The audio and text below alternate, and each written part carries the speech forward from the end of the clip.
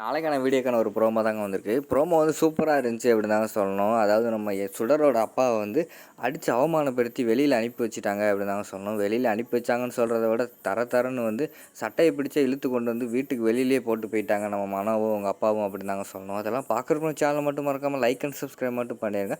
First எடுத்தவொடனே நம்ம சுடரோட அப்பா வந்து குழந்தைகளோட வந்து நல்லா ஜாலியாக இருக்கிறத பார்த்தோன்னே அவங்களுக்கு வந்து பிடிக்கலை. இந்த கிழவனை இப்படியே வச்சுக்கிட்டு இருந்தால் சரியாக வராது. இந்த ஃபங்க்ஷன் மட்டும் முடியட்டும். முடிஞ்சதுக்கப்புறம் இந்த கிழவனை அடித்து வீட்டை விட்டே துரத்துறனா இல்லையான்னு பாரு அப்படின்னு சொல்லிட்டு மனம் வந்து யோசிச்சுக்கிட்டு இருக்காங்க.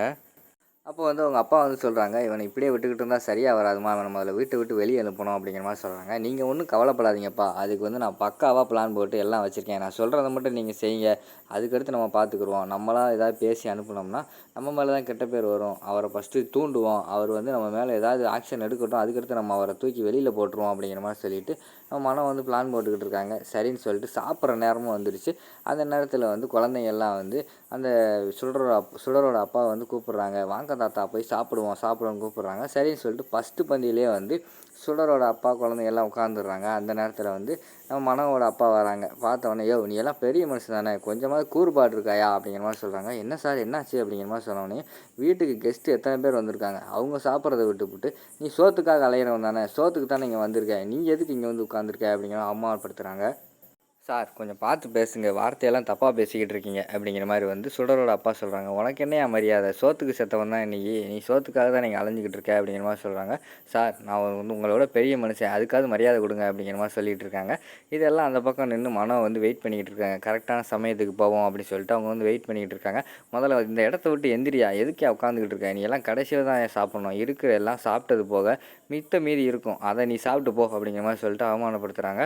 சார் நான் திருப்பி சொல்லிக்கிட்டு இருக்கேன், என் பொறுமையை ரொம்ப சோதிக்கிறீங்க அப்படிங்கிற மாதிரி சொல்லிவிட்டு அவர் இருந்துச்சு வெளியில் வந்துடுறாரு. நீ எல்லாம் ஒரு பெரிய மனுஷனாயா, இங்கே வந்து உன் பொண்ணை அனுப்பி வச்சுக்கிட்டு 4 குழந்தைக்கு அப்பா இருக்கிற எழில் கூட வந்து நல்லா பழக விட்டு வேடிக்கை பார்த்துக்கிட்டு இருக்கியா, நீ எல்லாம் ஒரு அப்பாவா அப்படிங்கிற மாதிரி சொல்லி ரொம்ப அவமானப்படுத்திடாதீங்க, இங்கே பாருங்கள் தேவையெல்லாம் பேசிக்கிட்டு இருக்காதீங்க அப்படின்னு சொல்லிட்டு விறுவிறுன்னு போய் நம்ம சுடரோட அப்பா வந்து மனோவோட அப்பா சட்டையை பிடிச்சிடுறாரு. அந்த நேரத்தில் தான் மனம் வந்து களத்தில் இறங்குறாங்க. விறுவிறுன்னு அவங்க இறங்கிட்டு வராங்க. வந்த உடனேயும் எங்கள் அப்பாசே சட்டையை பிடிச்சிட்டியா, உன்னை பாவம் ஏதோ சாப்பிட்டு போட்டோம் அப்படின்னு சொல்லிட்டு உன்னை வீட்டுக்குள்ளே இடம் கொடுத்தா நீ எங்கள் அப்பா மேலே நீ கை வைப்பியா, உன்னையெல்லாம் சும்மா விட மாட்டேன் அப்படின்னு சொல்லிட்டு கன்னத்திலே பலார் நிறைஞ்சிடுறாங்க. குழந்தைங்கள்லாம் ஷாக் ஆகிடுறாங்க. எல்லாருமே குழந்தைங்க வந்து நம்ம சுடரோட அப்பா பக்கம் தான் நின்றுக்கிட்டு இருக்கிற மாதிரி காட்டுறாங்க. நீ இனிமேல் இந்த வீட்டிலே இருக்கக்கூடாது, அந்த வீட்டை விட்டு வெளியில் போ அப்படின்னு சொல்லிட்டு வெளியில் போக சொல்கிறாங்க. அவர் வந்து தயங்கி நின்றுக்கிட்டே இருக்கிற மாதிரி காட்டுறாங்க சுடரோட அப்பா.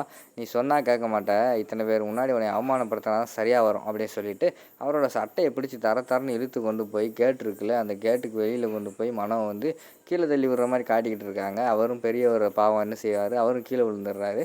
அதோட பார்த்தீங்கன்னா அந்த ப்ரோமோ வந்து முடிச்சிடுறாங்க.